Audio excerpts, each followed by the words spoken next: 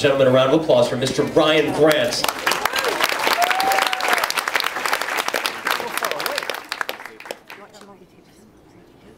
All right, ladies and gentlemen, first thing I want to do, I want to thank all of you for coming to celebrate this wonderful day with the wonderful groom Ryan, his beautiful new bride Gianna, obviously all the beautiful bridesmaids, and whatever we got over here. No, but seriously, special thanks to all of you that came despite knowing you would have to listen to not one, but two best man speeches from me and Tom, and you're all still here, so that's great. For those of you that haven't met me from tonight, here's an introduction. My name's Ryan, like the groom, last name Grant. I'm the long-time, very fortunate best friend. When he asked me months back to be his best man, I was truly honored. I was not only honored because he has been my best friend as long as I can remember, but honestly, he's really been more like a brother to me. You see, I never got the biological brother that I always wanted. I can thank my parents and sister for that. But dead serious, me and him were like inseparable growing up. It all started when we were about 8 years old. We had Carroll Stream Park District football in the late summer through the early fall, and then travel baseball in the early spring through the summer until football season started up again. Honestly, it was an all-year sports cycle, and you can ask my parents who are back there somewhere, or these two right here, they never missed a game.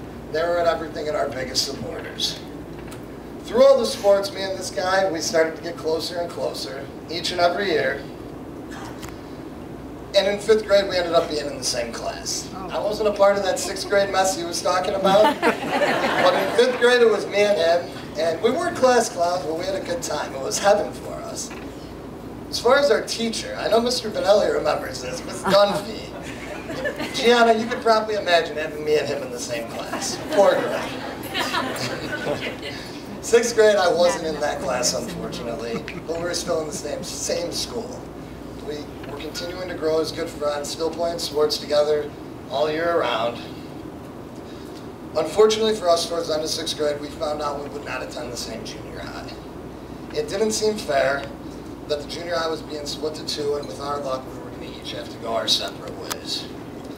Honest to God, though, for those 2 years, our friendship got closer and closer. The sports were still there, we were still hanging out, and that's all that mattered. Summers from 7th grade on were as follows. It was golfing at Apple Orchard every Monday. Either you would drive us or my mom would take us every single morning.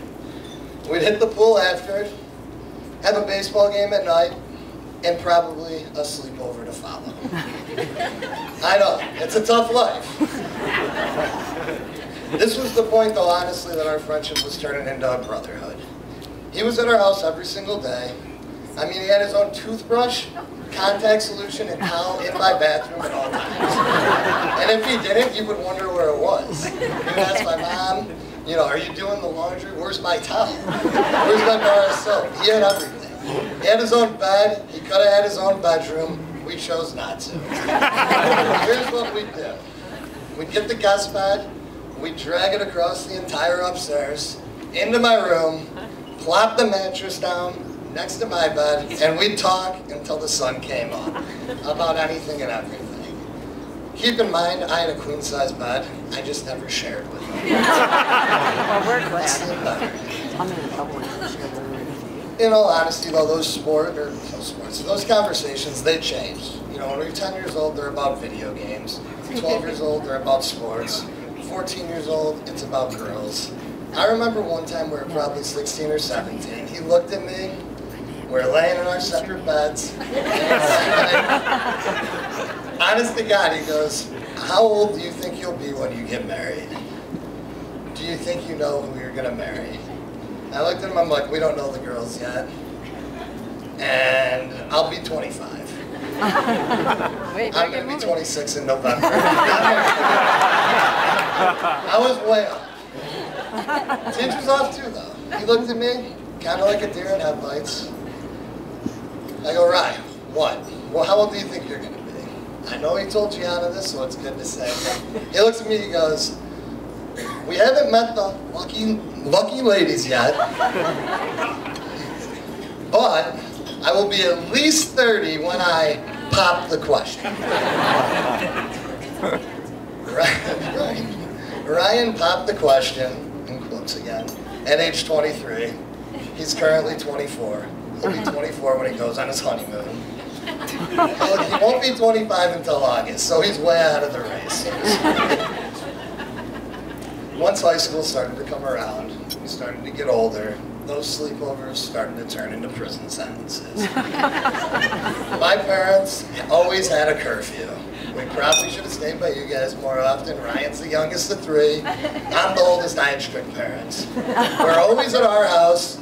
Get this curfew. We're 14 and 15. We don't want that. So here's what we do. Let's draw up schemes. Let's find ways to sneak out of the house, even though my mom will always catch us. And I remember saying that to you. She will catch us. But here's what we do. We draw up a little plan. This plan is so idiotic. We literally say, let's take the window out of your room. Let's remove the screen. Let's hang from the window and drop 2 floors. All this to avoid walking by my parents' room.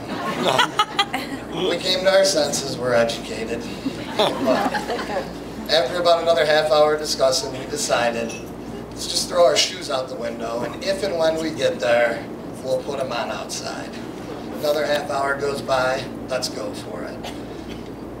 We make it by my parents' room, down the steps, and we're off to the races. After a half hour, Teach gets a phone call. Looks at me and goes, "You're calling me." Look at him, my phone's at home. Crap, it's my mom. Let's start running back.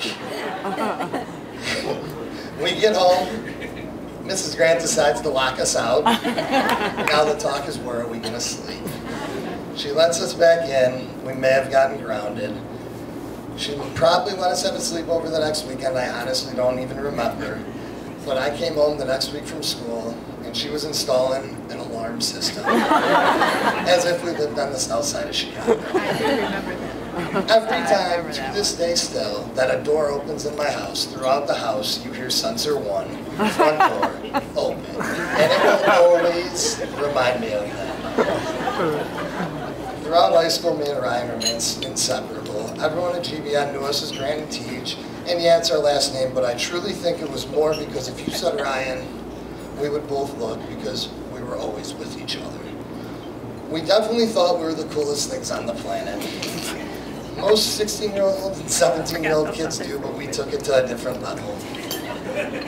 We took vacations together with the Teacherinas, and a few of these guys came along, but I was always there.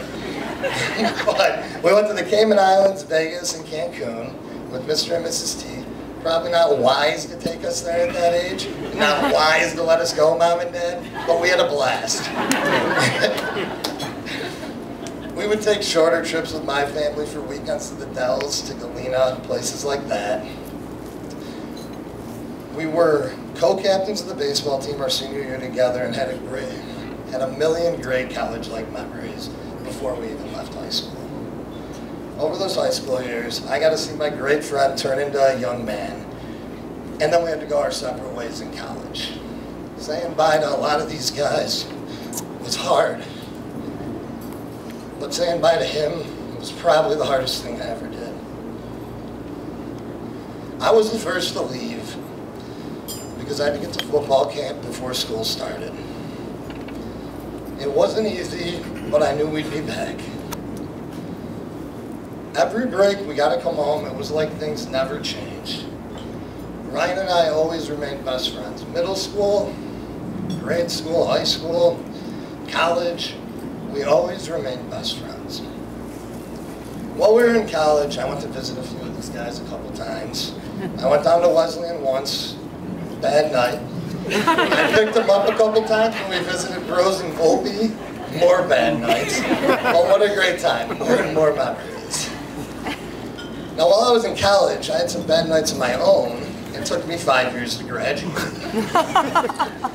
Ryan got to graduate in 4 years like a normal student.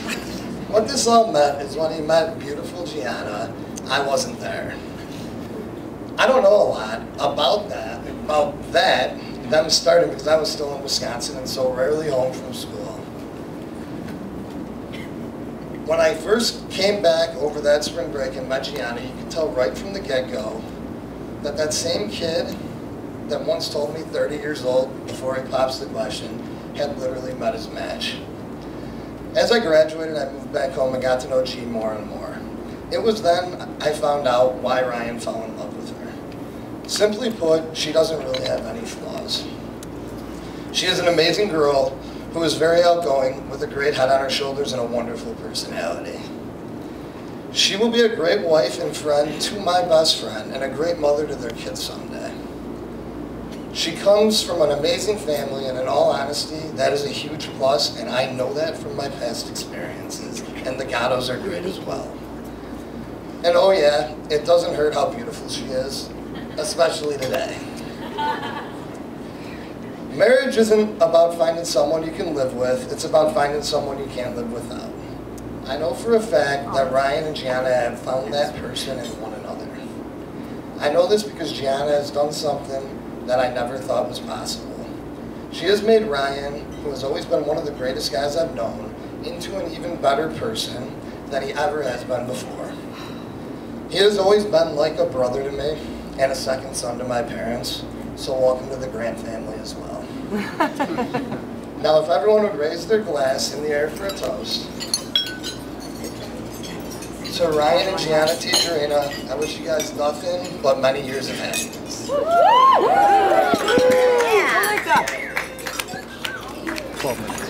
Come on, everybody. Please,